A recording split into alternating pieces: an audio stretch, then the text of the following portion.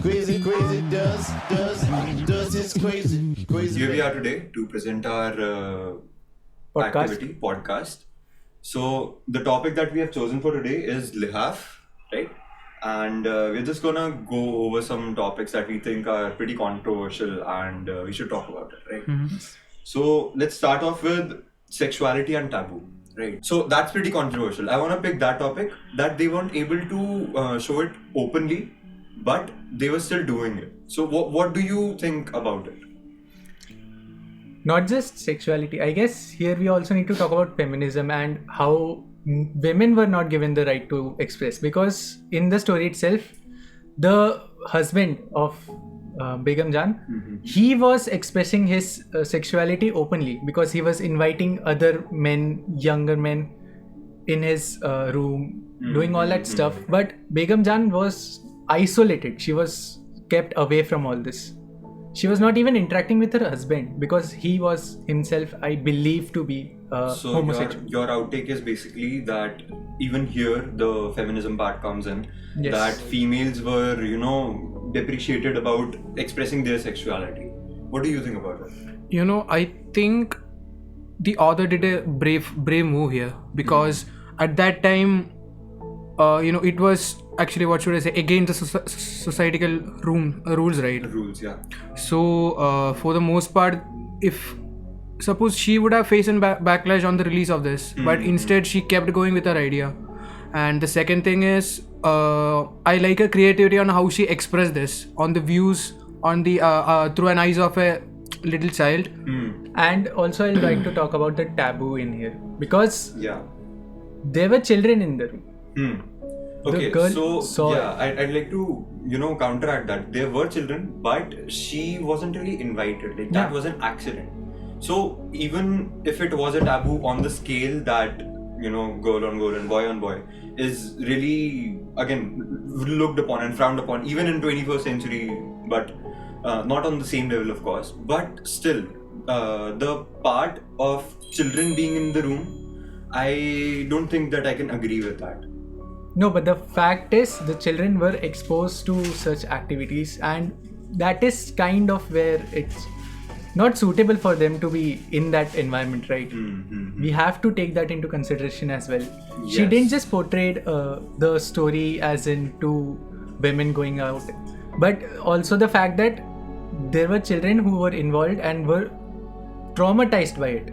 The whole story starts as a trauma on seeing a Lihaaf or a quilt. Yes. So basically, you are trying to pick the point where she was, regardless, opened to the whole Pandora's box of what was happening in the room, and that put a great scar on her life. So let's talk about that more.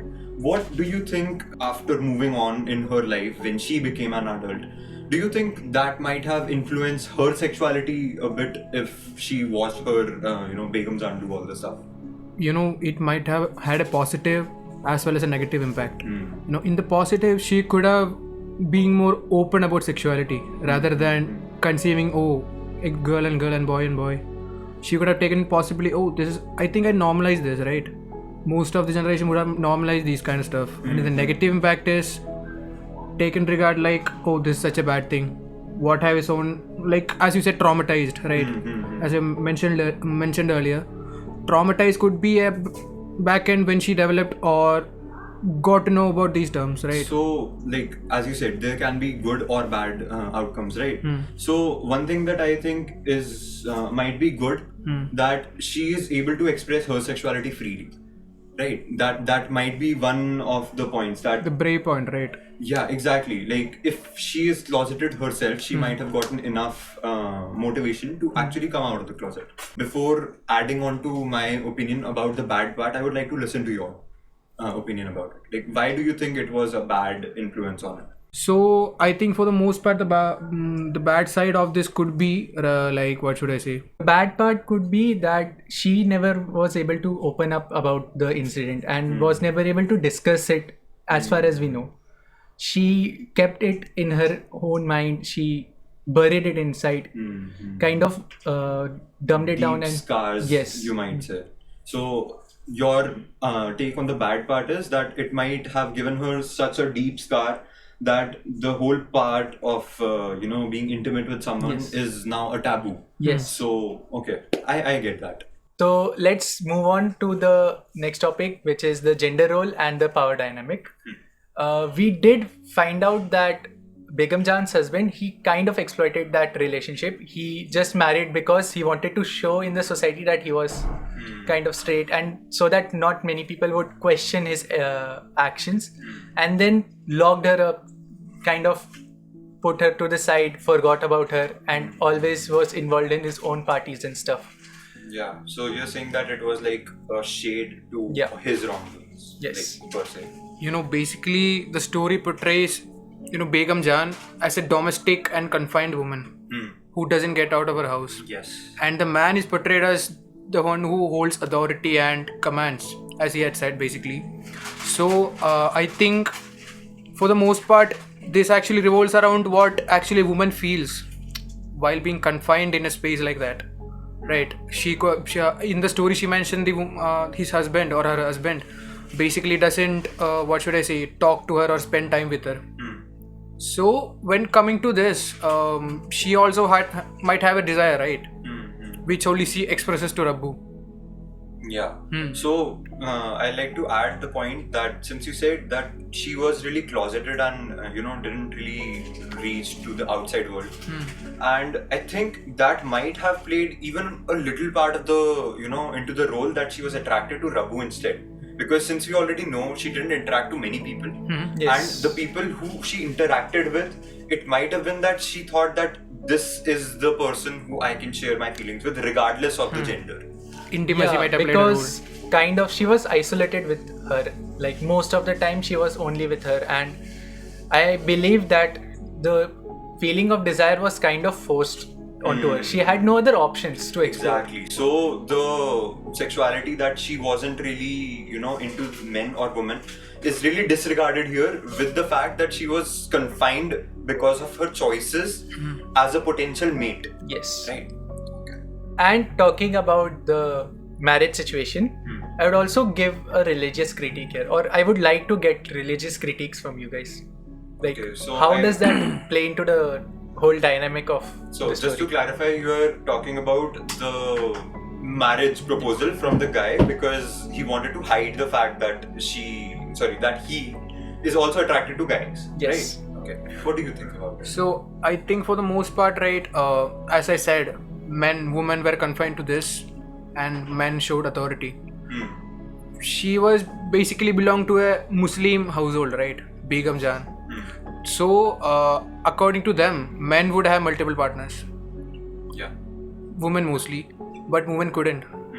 They would be submissive, right, to them for the most part. So as she was confined, even though the stuff that was explained as her behavior and thoughts in the story wasn't practically accepted at that colonial time, and even at most household today, right? So I think at that time 90% people would have mostly hated it. So Okay, so I would like to add on with the fact that it was usually, it is frowned upon that the guy isn't really attracted to women. That is considered as na-mard, if people say, right? And also in their, the whole setting where he was, again, into the same gender, I would say that the whole charade of having a marriage with someone who is not gonna be receiving enough love, that is, their birthright. I think it is kind of unfair to Begum Jan also. she finds happiness that she should have found in a husband in Rabbu. Exactly. So I'm also surprised that the author never explicitly said about any of the sexual acts performed. She kept it kind of censored and never actually told what happened, what was witnessed. But to show it from a little girl's perspective, and to show it in a way that people do express it out, but you don't have to be explicit about it. It's open to our imaginations what actually happened, and we are kind of assuming that with the context provided. To adding to his, basically what the author she let us do is basically our imagination let take control. Hmm. You know, she explained the story through an eyes of a little girl. Yeah. What the quilt appeared to be scary to her. The rest, what we had thought of. So basically, she chose to write less to open more to the imagination. I can clearly say that writing less was actually depicting more here. Yes.